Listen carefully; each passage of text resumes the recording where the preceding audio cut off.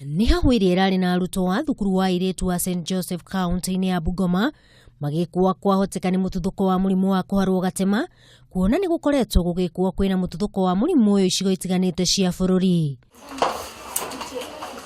Kũringana na mũrutani mũnene wa thukuru ũyũ Consolata Ong'ong'o, oigĩte arutwo aya marambĩrĩirie gũteta nĩ mararĩo nĩ nda na kũharwo, o ũndũ ũmwe na gũtahĩka thutha wa kũrĩa irio cia hwaĩ-inĩ, ũrĩa ũratũmire maguthũkio thibitarĩ kũrĩa mararigitirwo. Ndagĩtarĩ Edwin Mutunga oigĩte arutwo acio othe mararĩ na dalili ihanaine. The moment we have just tried to suppress the diarrhea and the vomiting, they are on medication, but we are still investigating on the exact cause of the diarrhea because we have not ascertained the cause at the moment.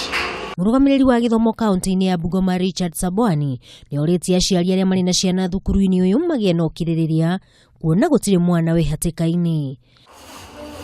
Handũ-inĩ ha Kameme TV mohoro Gĩtaũ, rĩtwa rĩakwa nĩ Wangũi wa Gathogo.